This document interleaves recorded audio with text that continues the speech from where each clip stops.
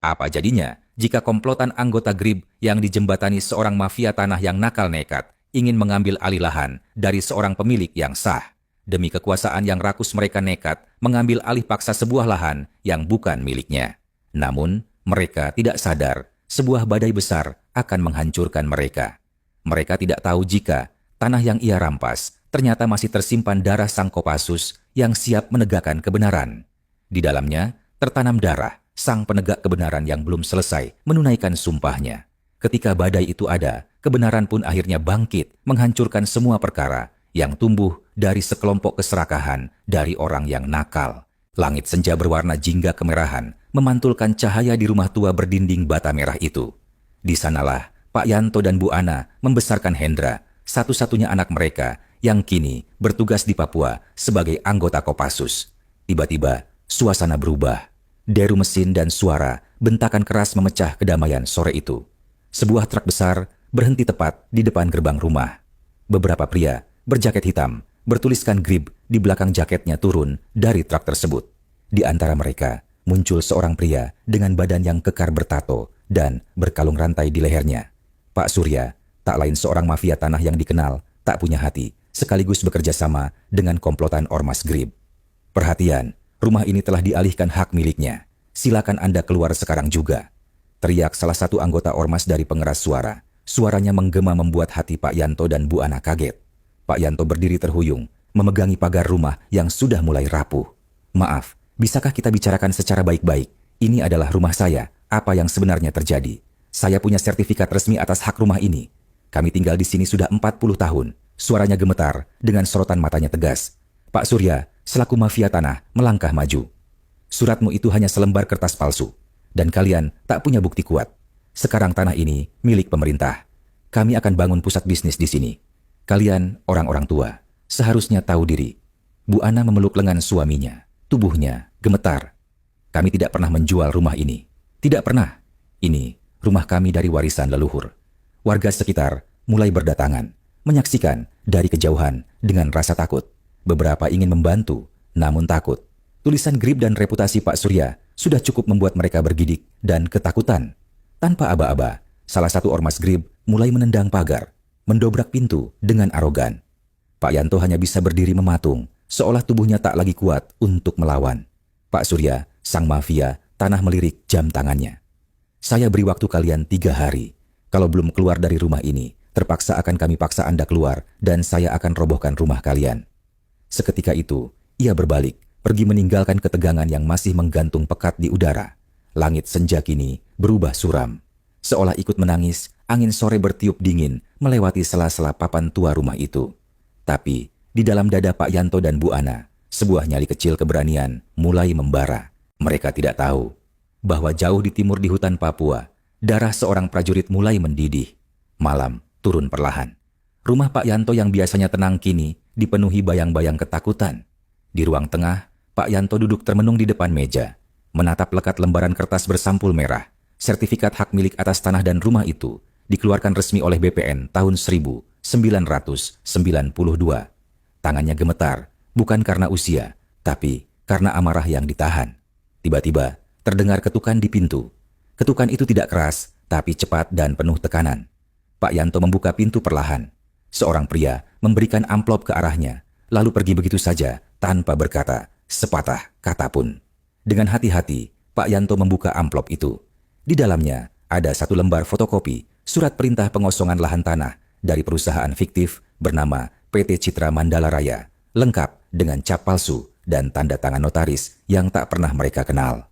Di bawahnya, selembar kertas coretan tangan bertuliskan, "Waktu kalian tinggal 3 hari. Setelah itu, kami akan menggusur rumah Anda." Tak lama setelah itu, batu menghantam jendela dapur, pecahannya berterbangan ke lantai. Bu Ana menjerit. Pak Yanto segera meraih tongkat kayu yang biasa ia pakai untuk berjalan, berdiri tegap di depan istrinya. Di luar rumah, suara langkah kaki berlarian dan tawa kasar terdengar. Beberapa coretan dengan cat semprot merah tiba-tiba muncul di pagar. "Pergi atau mati." "Ini tanah kami sekarang." Pak Yanto mengunci semua pintu dan jendela. Ia tahu, ini bukan sekadar ancaman, namun ini adalah sebuah teror. Ia menarik napas panjang. "Pak, sebaiknya kita harus hubungi Hendra." Di sebuah kafe kala itu, terdengar derai tawa dan denting gelas anggur. Asap rokok mengepul di antara lampu-lampu gantung hangat yang kontras dengan gelapnya niat para pria di dalamnya. Duduk di tengah ruangan adalah Pak Surya. Di sekelilingnya, beberapa orang bertubuh besar dari Ormas Grib duduk santai, namun sorot mata mereka seperti serigala lapar. "Lahan itu emas," kata Pak Surya sambil menyulut cerutu rokok. Bayangan saja, rumah Pak Yanto diapit, jalan besar, 5 menit ke tol, dan 2 langkah ke pusat perbelanjaan baru.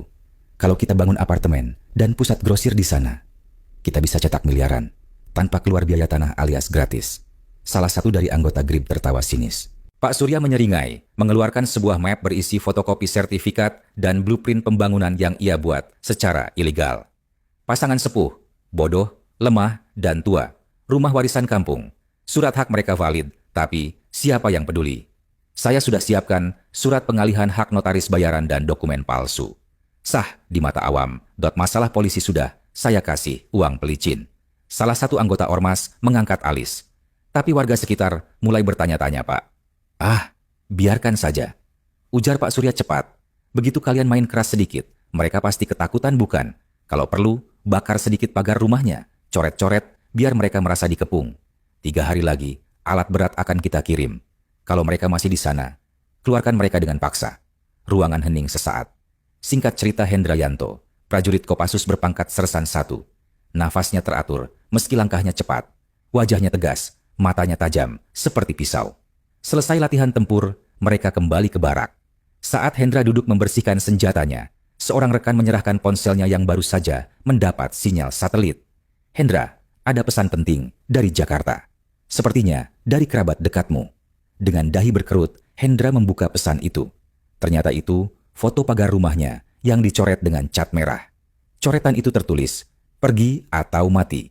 Ada juga foto orang tuanya berdiri ketakutan di depan rumah dan video pendek tentang eksekusi pengeroyokan warga yang mencoba membela Pak Yanto dan Bu Ana, tak lain orang tua dari Hendra. Seketika itu, Hendra diam. Lalu dengan tenang ia berdiri, wajahnya berubah pucat, bukan karena takut, tapi karena marah. "Bapak, Ibu, kalian tenang saja. Ada aku di sini," gumam Hendra dalam hati. Ia berjalan menuju ruangan komandan. Di dalam kantor Komandan Kopassus wilayah Papua. "Maaf Komandan, izin pribadi. Orang tua saya sedang diintimidasi oleh anggota ormas liar. Rumah saya di kampung sepertinya telah diincar oleh mafia tanah. Ada unsur kekerasan, ancaman, teror malam hari." Komandan mengangguk pelan, menatap mata Hendra. "Butuh berapa orang?" "1 tim yang loyal. Ini bukan sekadar urusan pribadi. Ini tentang kehormatan keluarga saya." "Baiklah, ambil timmu, gerakan mereka untuk berangkat malam ini. Kalian bukan hanya prajurit, kalian bayangan gelap bagi para ormas liar." 3 hari kemudian, tepatnya di Jakarta, suasana rumah Pak Yanto semakin mencekam. Ormas mulai melemparkan suara dari pengeras. "Besok rumah ini rata dengan tanah, segera pergi atau kalian akan menyesal." Namun di balik malam yang tampak sunyi, satu persatu bayangan bergerak cepat di atap-atap rumah warga, berpakaian gelap, membawa perlengkapan intelijen. Hendra dan 10 anggota tim Kopassus terbaiknya telah tiba. Mereka menyebar dalam formasi lengkap. Operasi ini mereka namai Operasi Wiratanah. Tanah yang tak boleh dicuri dari rakyat kecil. Hendra menyusup ke rumah orang tuanya, memeluk mereka erat tanpa banyak bicara. Memberi isyarat diam. "Saya akan pulihkan semua Pak Bu, jangan takut, ada Hendra di sini." Pak Yanto yang tak menyangka atas kedatangan Hendra yang mendadak itu. Kemudian Hendra menyerahkan alat perekam kecil ke ayahnya untuk dipasang di ruang tamu. Selama 2 malam berikutnya, tim Kopassus menyamar sebagai warga sekitar dengan pakaian sederhana. Mereka mengamati gerak-gerik ormas, mendokumentasikan pertemuan mereka dengan mafia tanah, menyadap komunikasi, dan merekam transaksi uang suap yang dibagikan Pak Surya ke oknum aparat. Salah satu anggota Kopassus bernama Letda Pranoto berhasil menyusup ke kantor palsu PT Citra Mandala Raya dan menyalin semua dokumen pemalsuan sertifikat tanah. Pagi itu, jalanan di depan rumah Pak Yanto ditutup paksa oleh truk proyek dan 2 mobil bak terbuka penuh orang bertubuh kekar. Ormas Grib datang lengkap, mengenakan jaket hitam, sebagian bersenjatakan besi panjang dan membawa pentungan. Sebagian ada yang bertato hingga berkalung rantai besi bak preman liar. "Sesuai kesepakatan hari ini, jika Anda tidak keluar dari rumah ini terpaksa akan kami eksekusi," teriak salah satu anggota ormas melalui pengeras suara. Pak Yanto dan Bu Ana hanya bisa berdiri di ambang pintu. Warga sekitar menonton dari balik tirai dengan rasa takut. Tak ada yang berani bantu, tak ada yang melawan. Tiba-tiba, dari gang kecil di sisi kiri rumah, seseorang melangkah keluar. Tak lain adalah Hendra, anak semata, wayang Pak Yanto, dan Bu Ana. Berseragam doreng hijau dan topi baret merah lengkap dengan senjata. Di belakangnya, beberapa anggota Kopassus lain berjalan perlahan dari arah berbeda. Mereka semua berpakaian Kopassus lengkap dengan semua atribut dan senjata. Mereka kompak dengan gerakan satu kesatuan. Pak Surya, sang mafia tanah, menyipitkan mata. Atas perintah siapa sekelompok Kopassus berani datang ke sini? Hendra menjawab datar, tapi suaranya dalam. Saya Hendra, anak dari orang yang ingin kalian gusur. Pak Surya tertawa sambil meremehkan. Ah, dasar anak kampung, pintar sekali. Kau membuat skenario macam ini. Mau sok jadi pahlawan. Hendra mendekat satu langkah. Saya bukan pahlawan. Saya prajurit Kopassus. Dan kalian baru saja menyentuh hal paling penting dalam hidup saya. Tak lain orang tuaku. Tiba-tiba, salah satu ormas Grib maju dan mencoba memukul Hendra. Gerakan lambat terjadi. Dalam sekejap, Hendra menangkis, memutar tangan penyerang, dan menjatuhkannya dengan bantingan keras. Pertarungan pun pecah. Kopassus bukan hanya unggul dalam kekuatan, tapi juga strategi. Mereka memanfaatkan medan sempit dan gang-gang kecil, membuat anggota ormas Grib kebingungan. Satu persatu, para preman dilumpuhkan tanpa senjata tajam. Semuanya hanya dengan tangan kosong, keahlian bela diri, dan teknik kontrol.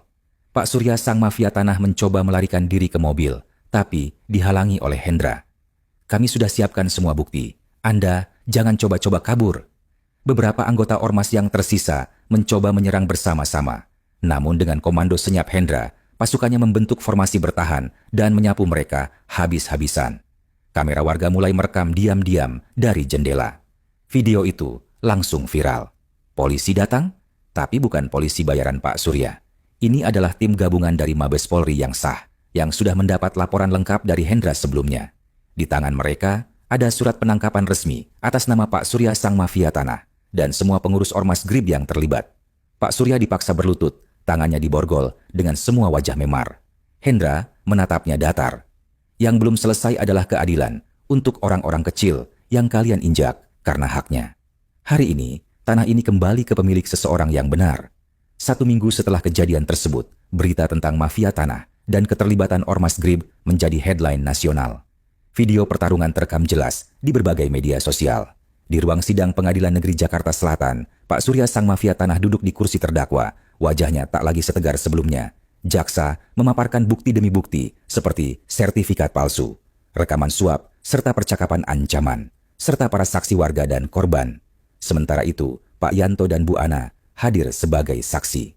Dengan suara gemetar, Pak Yanto berkata, "Kami tidak minta belas kasihan.